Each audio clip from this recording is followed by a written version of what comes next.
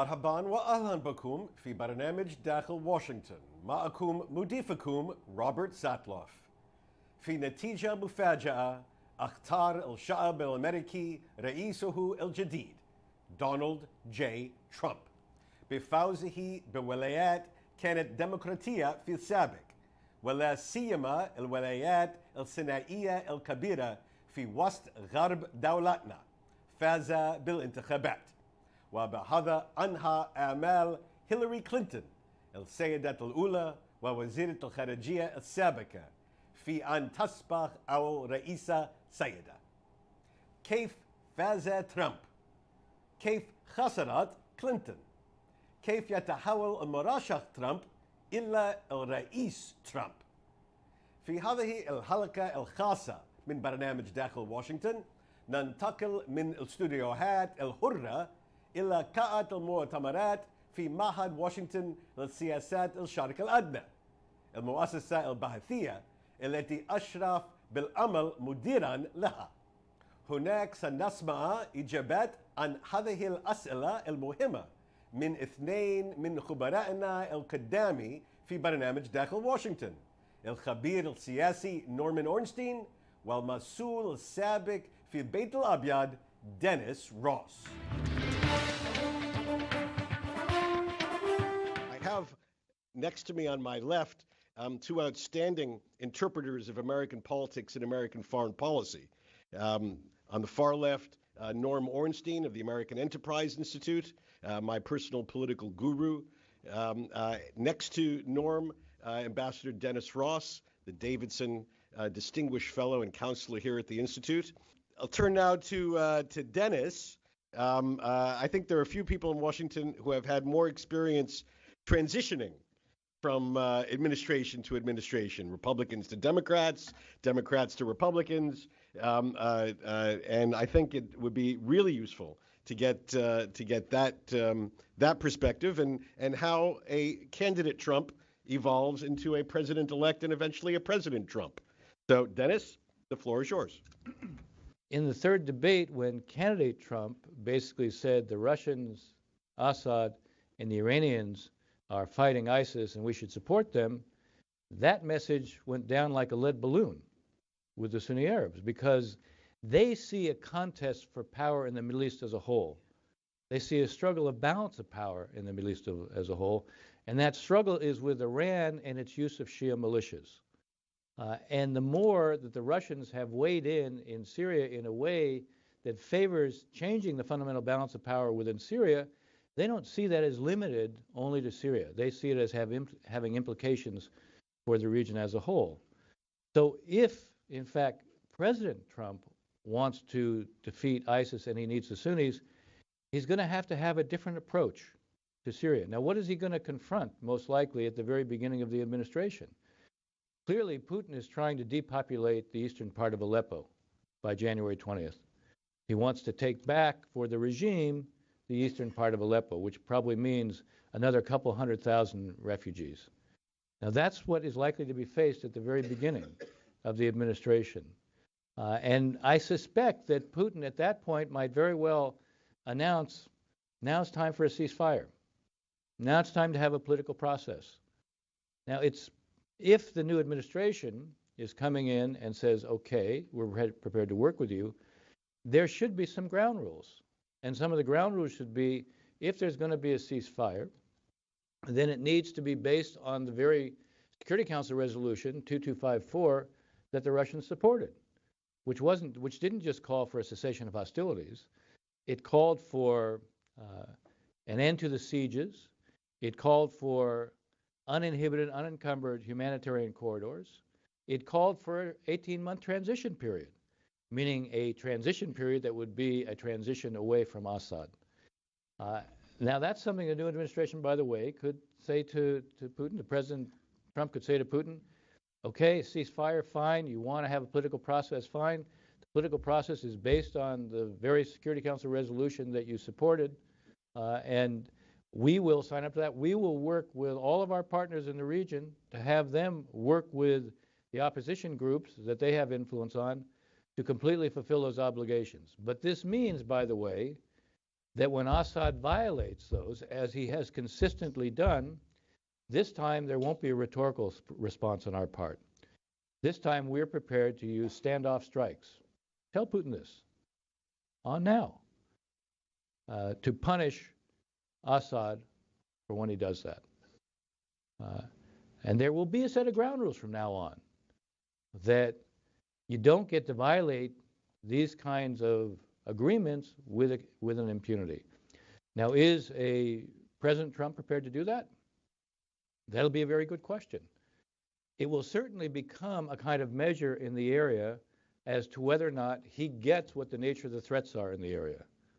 If, in fact, he takes ISIS seriously, then, of course, then he has to restore a relationship with our traditional Sunni partners. Now, he's said, obviously, that he's going to scrap the JCPOA. Now, the truth is, if you scrap it up front, obviously, it's not only a bilateral agreement. It was a multilateral agreement or multilateral understanding. Now, you have to ask yourself the question, okay, if we say we're walking away from it, the Iranians have a choice. If the other members of the 5+1 who negotiated this say, well, we're not walking away from it, well, it suggests that pressure from others is not going to be very high on the Iranians. The Iranians might well try to present themselves as a victim under these circumstances. And if they decided to walk away from it at that point and then begin to start restoring and rebuilding their centrifuges, start producing again enriched uranium, who would be blamed for that? Would they be blamed for it, or would we be blamed for it? And if, again, they begin to move towards producing fissile material and even weapons grade, is a President Trump then prepared to take military action to stop that? Thank you very much, Dennis. So now I'm going to turn the floor over to my friend Norm Ornstein. Now, with all of that, it's also important to remember that this time around, partly because the two candidates were both underwater, we did not have a high turnout election. That anger did not fuel record turnout. There was a significant drop-off from 2012, an even more significant drop-off from 2008, and it was greater among Democrats than it was among Republicans. There was a lack of enthusiasm for both candidates. And in the end, I expected that the margins were going to tighten because of that second factor, partisan tribalism. People now both identify with their own party as a tribe, but more significantly, as a lot of research has shown, we are driven by negative partisanship. It is the hatred for the other side and the belief that they are evil that makes a difference. Now, I'll mention one other thing, which clearly was a factor, and that was the Comey letter, the first Comey letter in particular. Now, I'm not going to suggest to you that that made the difference in the presidential election, but I would suggest that it made the difference in the Senate and very possibly in the House. Campaigns have momentum to them, and they matter. And the fact is, Hillary Clinton and the Democrats were on the upswing 2 weeks out from the election because the stories, the focus of the campaign was on Donald Trump's moral failings and other qualities that were abhorrent to a lot of people. And for Republicans running for the Senate and the House, they were in an excruciatingly difficult position. You had a core of ardent supporters for Trump. Abandon him, and you will suffer a backlash. Don't abandon him, and you lose a lot of voters in the middle. And if you look at the acrobatics of some of the candidates out there, take Jason Chaffetz, for example, who supported Donald Trump weekly, and then after the Access Hollywood tape came out, said, I'm withdrawing my support. How can I look my 15-year-old daughter in the eye again with a monster like this? And then a couple of weeks later, gave back his support. And I wrote, I felt sorriest for anyone in the country for his daughter because her father can never again look her in the eye. But that was a fairly typical kind of response. And then all of a sudden, the traction was back for them because the focus was on Hillary Clinton and the emails and what other scandals might be out there and so on. And if you look at a couple of Senate races in Missouri, where Roy Blunt was behind and then barely edged out Jason Kander, And you look in North Carolina where Richard Burr was behind and then barely edged out Deborah Ross. Just take those two races, and if they'd gone the other way, the Democrats would have a majority in the Senate. And then think about this. Even if Donald Trump gets elected, from January 6th to January 20th, we have a new Senate. It's a Democratic Senate. And that Democratic Senate would have confirmed Merrick Garland to the Supreme Court before Donald Trump came in.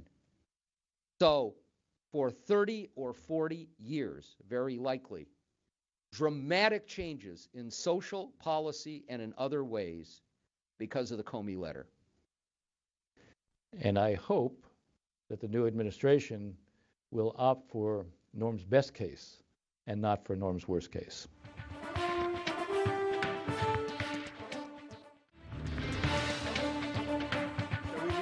We've put a lot on the table, politics and policy and all sorts of options for the future.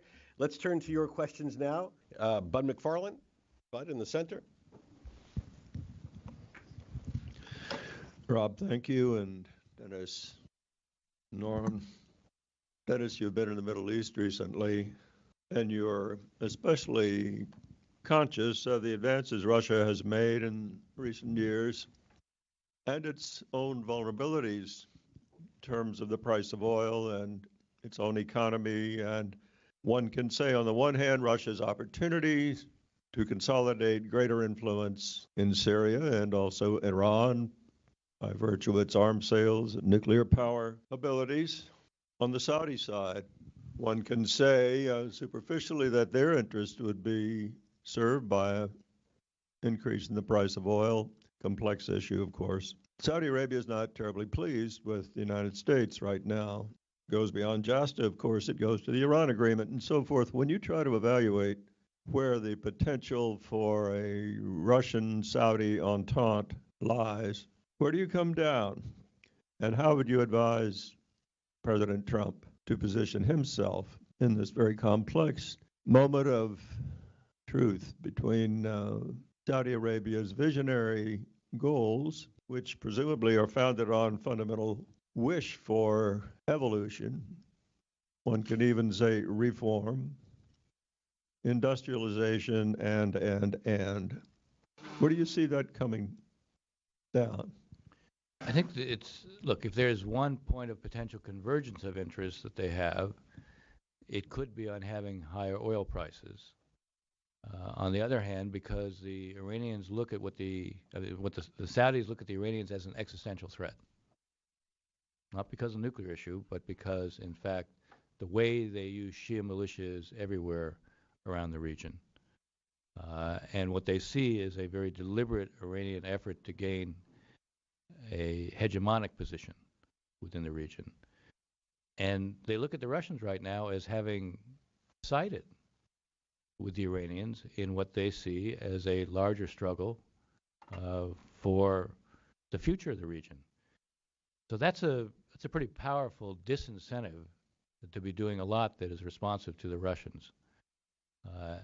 What I was trying to suggest in terms of President Trump, there are ways to deal with the Russians in Syria, but there has to be a coercive element to it.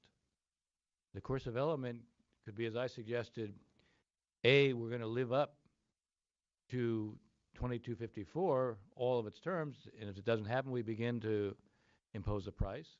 One thing I didn't say is that price could be on the Syrians to begin with. That price could also be on the Russians if we say to them, and if you're not prepared to do these things, we're prepared to work with you. Norm, can you give us a little sense of how you think the new Congress will approach the question of A, getting tough on Iran, and B, the use of American force abroad? We are involved militarily already, and that will continue in a Trump administration. Do you get a sentiment from the election and the new Congress where the sentiment may be on these issues? First, I think they're already in a position where stepping back from additional sanctions on Iran, from a very tough position on Iran, just not going to happen. Politically for them, they're in a vice, even if they wanted to calibrate in some fashion. Beyond that, I think they don't have a clue as to where Trump is going, because what you have here is the combination of isolationism and belligerence. And you have a lot of people who supported Trump who are extremely uneasy about his foreign policy. Imagine, if you can, what a John McCain must have been thinking throughout the course of this campaign. And as I watched some of them respond to questions about Trump and Russia, you could see that the angst on their faces.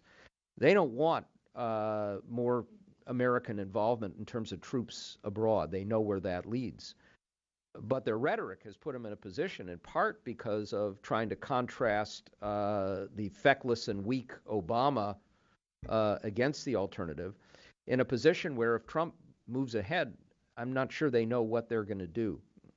So I think you have a Republican Congress that at one level is itself giddy that they're now going to have all the reins of power. At another level, they just don't know where this guy is going to take them and how much they're going to be able to shape his actions and policy.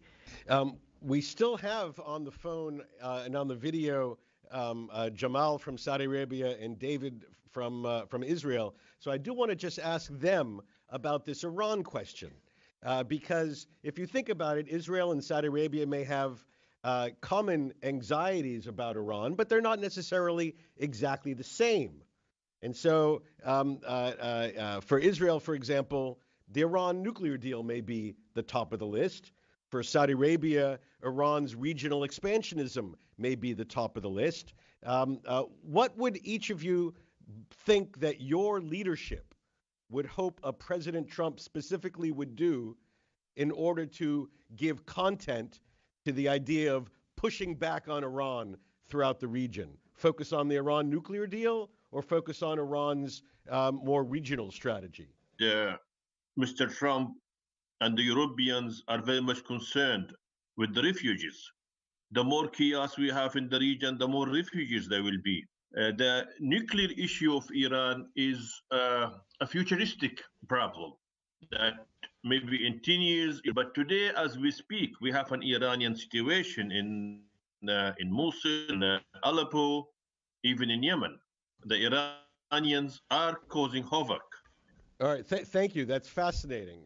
Prioritize regional issues over the Iran nuclear deal. David, from Israel, do you have the same sense or a different view on where your leadership would like President Trump to focus his priorities? Look, I think the Israeli leadership would be withering on the way the Obama administration has related to Iran. So from their perspective, there was a willful blindness to the danger posed by this regime, a refusal to listen to what the regime was saying, that its worldview, its mindset is hostile to the West, is hostile to America, and from Netanyahu's point of view, and quite a wide way across the spectrum in Israel, this was seen as maybe certainly one of the central failings of the president himself and the administration. Yes, on the left, sir. And I mean, what I heard today is more about interest rather than values, to be honest. I'm a bit surprised with that. Would President-elect Trump be a revolutionary? Would he be a reformist? Or would he be a firefighter at best in dealing with Middle East issues? That's a question which I think we need to Former ambassador of Iraq. Revolutionary, reformer, firefighter. At best. I don't think we have any clue because he is policy free. He has no idea other than a few sort of spasms of emotion about these things. And what we don't know at this point is whether he makes his own foreign policy and maybe adjust as he learns a few things. We know from the campaign and from the people around him that he has the attention span of a rabbit and is not likely to focus deeply on foreign policy, that he didn't listen to intelligence people. Does he outsource, and to whom does he outsource? And that's going to determine whether he's a revolutionary and whether he decides to intervene himself. We don't know whether he really is going to move forward with military action, including bombing or something more than that, or pull back. We don't know whether he's going to outsource Middle East policy to Putin to some degree. I think we're really at sea with a lot of these things. Dennis, you have a... Look, I said now is a time for a high degree of humility. I echo Norm. We really have no idea. That's why I say you have to see, first of all, does he clarify some of his positions during the course of the transition period, especially on the issue of alliances? Secondly, does he appoint people to the key positions that signal someone who has people who have a kind of gravitas on these issues? I think the odds of him being a revolutionary as it relates to the Middle East is very small. So I want to thank you all very much. Thank Norm, thank Dennis, thank Jumana, thank David, and thank Jamal for joining us for this Intercontinental Policy Forum. Thank you all. Bye-bye.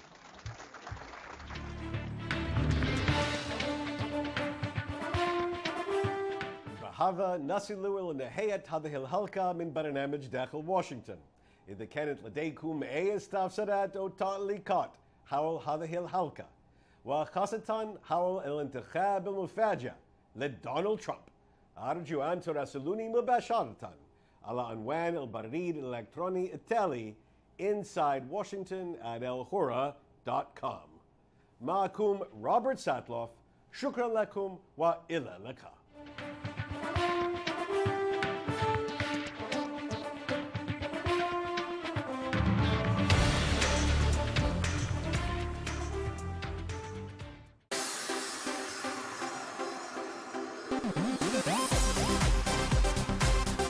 أهلا بكم مشاهدينا في N2K جديد، كل ما نتابع ونبحث ونشاهد على الإنترنت.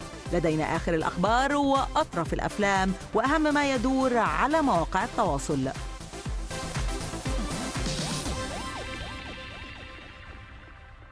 في حلقة اليوم، تطبيق مراسلات الصور سناب شات يكشف عن أول جهاز له، ونظرة على الإصدار الثاني للعبة المغامرات المحبوبة واتش دوغز. وفي طرائف الإنترنت نسلط الضوء على مشاهير فن التدمير. لكن أولاً إلى ما شاهده العالم هذا الأسبوع. نبدأ مع مصنع سيارات يدخل مرحلة جديدة تماماً من التصميم. The car industry, after 100 years, is about to change like it's never changed before. We're doing something that is very special. الأمر المميز جداً هو ما كشفت عنه جاكور في تقديمها لآي بيس في لوس أنجلوس. أثناء الكشف عن جيل جديد من تصميمات السيارات الكهربائية، قام الفريق بالإعلان عن آي بيس بطريقة فريدة ومبهرة، هي الواقع الافتراضي. توجه أكثر من 300 ضيف للحدث، ودعي كل منهم لدخول الواقع الافتراضي حيث ظهرت السيارة والمصممون.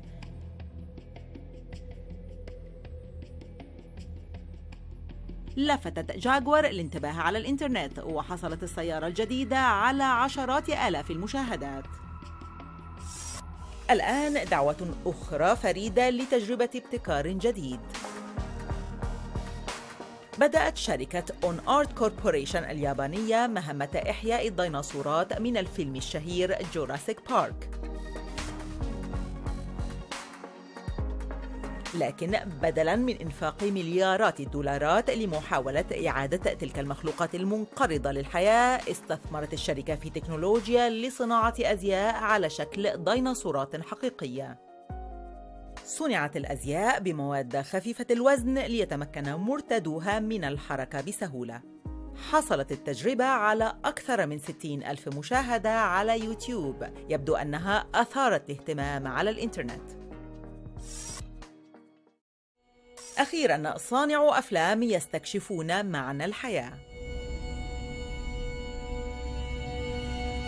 The Light فيلم لتيم سيسلر وبراندن براي يلعب فيه النور دور البطل. أراد الاثنان أن تركز القصة على تواصلنا أثناء الحياة والموت، ليس مع العالم من حولنا فحسب، بل مع أنفسنا أيضاً. استخدما في الإضاءة مجموعة من الأدوات المبتكرة بطريقة جديدة معقدة، ويعتقدا أنها مجرد بداية لأمر كبير جدا في مجال التصوير. انبهر الكثيرون على الإنترنت بعملهم الفريد، فحصل الفيلم على 50,000 مشاهدة حتى الآن. وأنتم مشاهدين، إن صادفتكم أفلام تستحق الاهتمام ودخول قوائمنا، شاركونا بها على صفحة N2K على فيسبوك.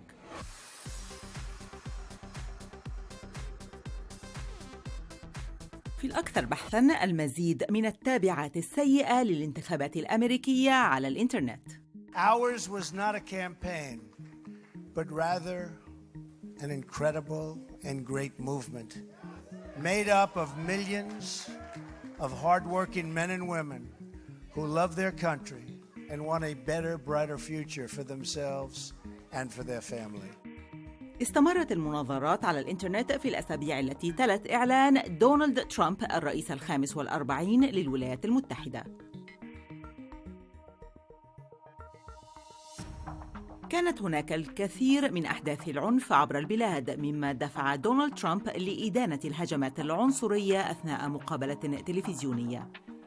وهناك شائعات أنه يريد أن يمنح أبناؤه حق الاطلاع على معلومات سرية للدولة، وهو أمر لم يحدث من قبل. لكن معظم الجدل يدور حول الفريق الذي اختاره الرئيس المنتخب ليعمل معه.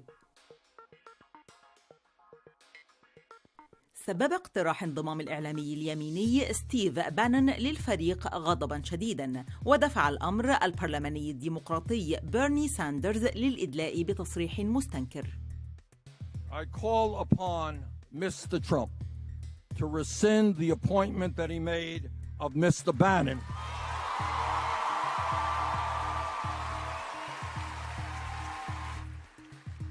A president of the United States should not have a racist at his side. Unacceptable.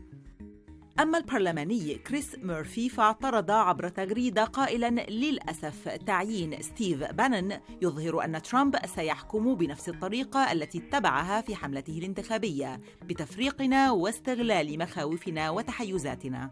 وغرد زعيم الأقلية الديمقراطية بمجلس الشيوخ الأمريكي هاري ريد: أقول لترامب تحمل المسؤولية، ارتقي لمنزلة منصبك بدلاً من الاختباء خلف حساب تويتر، أقل بانون. رغم ذلك لم يتجنب ترامب وسائل التواصل الاجتماعي خلال الفترة العاصفة. استمر في التواصل مباشرة مع العامة باستخدام حسابه على تويتر لإدانة وسائل الإعلام. في تلك التغريدة بالتحديد يدعي أن نيويورك تايمز تخسر آلاف المتابعين بسبب تغطيتها السيئة جدا وغير الدقيقة لظاهرة ترامب، وهو ادعاء لا دليل له. لكن بتلك التغريدة يبدو واضحاً أن الرئيس المنتخب لن يغير من عاداته على الإنترنت عما قريب، وهو ما دفع أنا نافارو المعلقة السياسية والناقدة لترامب لأن تلقبه بتويتر إن تشيف بدلاً من لقب رؤساء أمريكا المتعارف عليه كوماندر إن تشيف.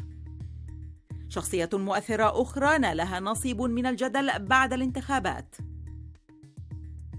لعب فيسبوك دوراً فعلياً في انتخابات الرئاسة، دفع الناس للتسجيل للإدلاء بأصواتهم، وساعد على زيادة المشاركة ونشر معلومات عن المرشحين. لكن مارك زوكربيرغ يدافع عن آخر تلك الأدوار.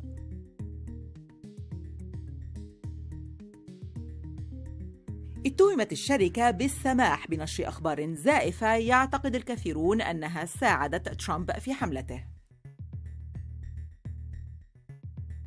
لكن زوكربيرغ نفى الاتهامات في تصريح قال فيه: من بين محتويات فيسبوك 99% حقيقي، هناك كم صغير جدا من الأخبار الزائفة والخداع الموجود لا يعود لنظرة مؤيد واحد أو حتى للسياسة، لذا من المستبعد تماما أن يكون الخداع غير نتيجة الانتخابات لاتجاه أو لآخر.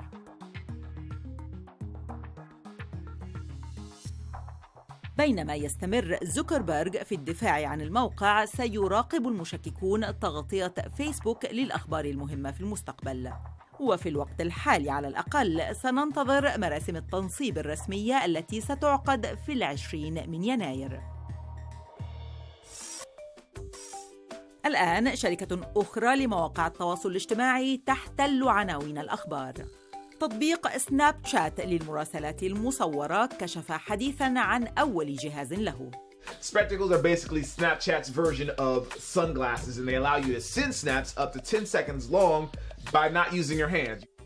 بالضغط على زر في النظارات يبدأ سناب شات في التصوير، وهناك ضوء صغير يعلم الناس أنهم يصورون. وتمكن بعض صانعي أفلام يوتيوب من الحصول على أول مجموعة من النظارات. We're Snapchatting right now from the Spectacles. It's our first Spectacle Snap, one of the first out there. Here's one of the cool things about it. The Snap actually, you can reorient the phone and see a different perspective, whether landscape or portrait. يمكن للمستخدمين أن يصلوا النظارات بهواتفهم عن طريق البلوتوث، ويمكنهم تخزين ما يصورون على التطبيق. تقول الشركة إن بإمكان المستخدمين التصوير حتى 100 مرة بدون أن تحتاج النظارات للشحن، وعند شحنها كل ما عليهم فعله هو وضعها في جرابها. تدعى النظارات سبيكتاكلز وتباع الآن مقابل $130، لكنها محدودة الانتشار وتباع في مواقع محددة في الولايات المتحدة. ومن منتج تكنولوجي مبتكر لآخر. المشروع المستقبلي الجديد للتنقل هايبرلوب 1 هو وليد أفكار رجل الأعمال إيلون ماسك. تتكون المركبة من كبسولات تدفع داخل نظام أنابيب، ويطمح إيلون لأن تغير طريقة سفر الأجيال القادمة.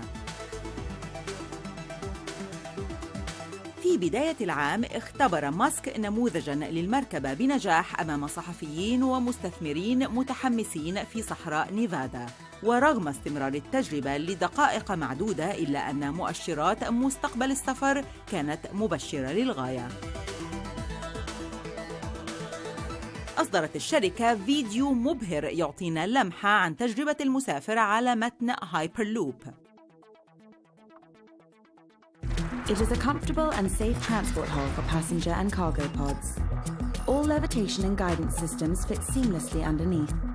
Secure airlocks are at each end. Inside the hyperpod, passenger and cargo pods can glide smoothly at airline speeds right to their destination.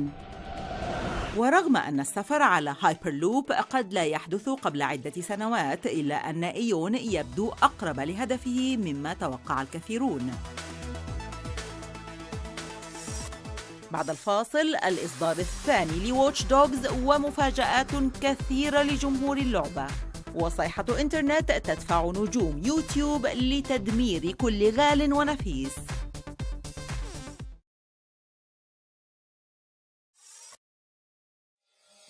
بعد قليل يوبي سوفت مطور الألعاب يدعون اللاعبين للقرصنة سبيلاً للنجاح، ومشاهير يوتيوب يتفننون في انتقاء أساليب التدمير.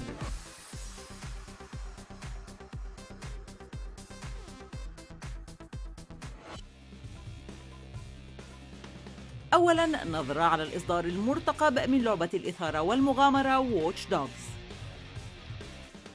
كان مطور الألعاب في يوبي سوفت متحمسين لصناعة لعبة عن القرصنة الإلكترونية، فأصدروا لعبة واتش دوغز في عام 2014. تدور اللعبة الأصلية في مدينة شيكاغو الأمريكية، وفيها تدعو يوبي سوفت اللاعبين للقيام بعمليات اختراق في مهمة انتقامية.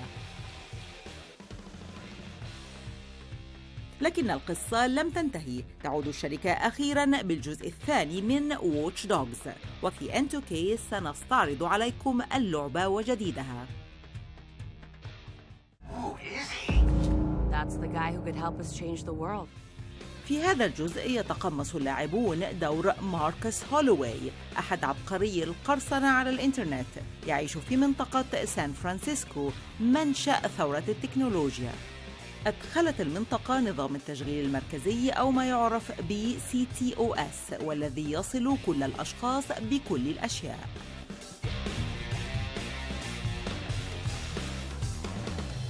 يتحد ماركس مع فريق قرصنة الإنترنت ديدسك لينفذوا أكبر وأكثر الاختراقات إبهاراً في التاريخ. وطبقاً للمدير الروائي لوسيان سولبان، بطل اللعبة ماركس شخصية مبهرة في حد ذاتها. Marcus Holloway, and you're going to hear this a lot. He's a gifted hacker. He's somebody who's very self-made. He's actually a really brilliant, sort of charismatic figure. And I think it's actually that latter part that I love about the character, is that he's the kind of person that people will rally around. يعتبر ماركس المدينة ملعبه، يتنقل بين شوارعها قافزاً ومتسلقاً ومتحكماً في بعض السيارات السريعة جداً. لكن اللعبة لا تدور حول المتعة والألعاب فحسب. بعدما لفقت له تهمة لم يرتكبها، يريد ماركس أن ينتقم من الشركة المسؤولة، شركة بلوم المتحكمة في نظام التشغيل المركزي. Bloom CTOS is like a giant spider web, endlessly gathering data. They're making backroom deals to trade our private information. We have to stop this. We're talking data manipulation on a massive scale, rigged elections, weapons programs, spying into people's homes. All of it controlled by one man, Bloom CTO, Dusan Nemec. كالجزء الأول من واتش دوغز، يعتمد الجزء الثاني على إتمام مهام اللعبة كاملة من خلال عمليات مختلفة، منها عرقلة المرور والسيطرة على السيارات والقرصنة الجماعية عن طريق التدخل في الأجهزة الإلكترونية لمجموعة كبيرة من الناس. طبقاً للمدير الإبداعي جوناثان مورين، أراد الفريق أن يبنى الجزء الثاني من واتش دوغز على أساس الجزء الأول. One of the things we've pushed a lot more is hacking. People like the idea. I think the grand promise of controlling an entire city is so big, it sparks the imagination of people. وهناك مجموعة كاملة من الاختيارات الجديدة المتوفرة أيضاً. على سبيل المثال، يمكنك قرصنة السيارات التي تطاردك، مما يضيف بعداً جديداً تماماً للملاحقة. يقودنا هذا لتطوير من أهم تطويرات الجزء الثاني من واتش دوغز، القيادة. جددت الميكانيكا لتكون أكثر استجابة للاعبين، لتزيد سرعة السيارة بسهولة وتنعطف أسرع. كل سيارة تركبها الآن بها دافع نفاث لتجعل وقتك على الطريق أكثر متعة. We wanted everybody to be able to have fun while driving, to drive where they wanted to drive without hitting walls all the time, be in control of their vehicles, but keep up the fact that every vehicle should feel different, every type of vehicle should feel different, and you should have depth and mastery in driving as you would in any other of the game mechanics. هناك تطبيق جديد يسمى درايفر سان فرانسيسكو، يسمح للاعبين باصطحاب ركاب لهم مهام خاصة أخرى. لكن بالطبع تلك المهام الجانبية ليست الوحيدة المتوفرة للاعبين. يمكن للاعبين الآن أن يتسابقوا بالدرونز والدراجات النارية، ويمكنهم حل الألغاز المختبئة في المشاهد الطبيعية وعرقلة الحياة البرية المحلية. من الواضح أن مطوري اللعبة في يوبي سوفت عملوا جاهدين، لكنهم لم ينسوا إضافة بعض اللمسات. في الجزء الثاني، شخصيتك الرئيسية ماركس لديها مجموعة كاملة من السمات الممكن تعديلها، كالألوان والأشكال المختلفة للملابس والأسلحة. رغم أن ميكانيكا اللعبة تطورت كثيراً، تبقى رسالتها حول التكنولوجيا الحديثة ثابتة. يحاكي نظام التشغيل المركزي الانتشار الحالي لمفهوم إنترنت الأشياء، أي أن الأجهزة الذكية ستصل عالمنا ببعضه. وكان مطور اللعبة متحمسين لشرح المخاطر التي يتعرض لها الشخص العادي عبر أجهزته ومنازله المتصلة. Watch Dogs 1 was very much about mass surveillance, but we've really pushed it this far and said not only is it about how what information is being gathered, but how is that information being used? And we've basically used the hacker culture as a way of explaining it to the player for the reasons why it could potentially be detrimental, what these hackers would try and do in order to fight it. يقدم مطورو يوبيسوفت لعبة تتحدى ثوابت عالم التكنولوجيا الحديث، لكنهم يريدون أن نستمتع في نفس الوقت. Only one rule around here. Tech rules everything. Tech is power, and with power comes corruption. الجزء الثاني من لعبة واتش دوغز متوفر الآن على بلاي ستيشن 4 وإكس بوكس 1 وأيضاً الكمبيوتر. أخيراً في طرائف الإنترنت نسأل: هل أصبح التدمير نوعاً من الإبداع؟ بفضل قوة يوتيوب يبتكر صانعو الفيديوهات حول العالم محتويات مبتكرة. من تلك الفيديوهات المبتكرة فيديوهات التدمير التام. أصبح يوتيوب مكاناً يدمر فيه الناس أشياء قيمة بطرق غريبة متعددة لإثارة متابعيهم على الإنترنت. منها استخدام قاذفات لهب منزلية الصنع لإذابة دمي الجنود، واستخدام ماكينة تقطيع الورق، وحتى التدمير التام لأحدث ابتكارات التكنولوجيا. Today we're going to see if the iPhone 7 holds up against a do-it-yourself blowtorch. The iPhone gods are telling me not to do it. No.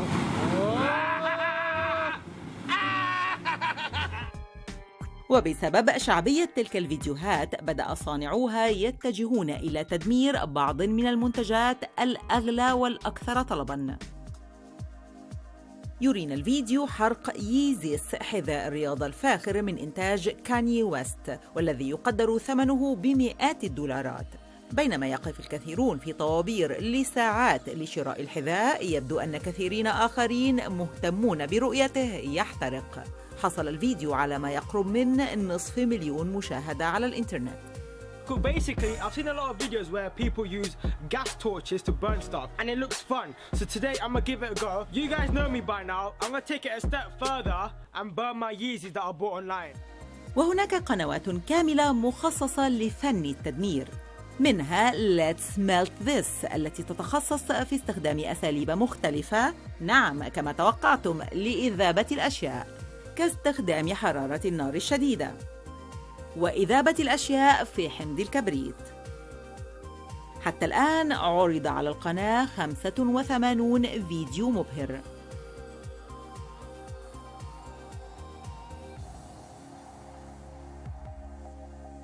جذب الأب وابنه أكثر من 100,000 متابع للقناة وأكثر من 7 ملايين مشاهدة، بعدما تبنيا فلسفة بسيطة: إن كان من الممكن إذابته فسنذيبه.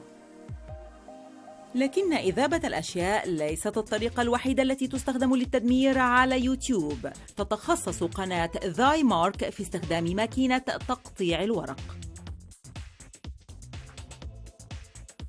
استخدمتها القناة لتدمير هواتف نوكيا القديمة وألعاب الأطفال وشمعة تحترق، واستخدمتها أيضاً لعمل السلطات. يبدو فعلاً أن الاختيارات لا تنتهي. طلب فريق العمل في قناة ذاي مارك من مشاهديهم إرسال أشياء لمقر الشركة في ألمانيا كتحدي لتدميرها، ويفي الفريق بوعوده.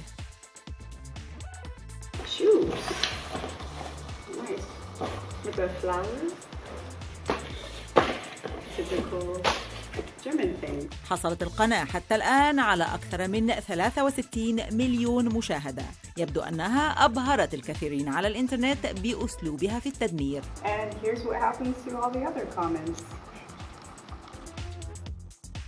على الرغم من غرابة الأمر، تتزايد شعبية مشاهدة التدمير على الإنترنت باضطراد، ويستمر صانع الفيديوهات في ابتكار طرق جديدة لتدمير المنتجات، مثبتين أن التدمير رغم كل شيء قد يكون نوعاً من الفنون.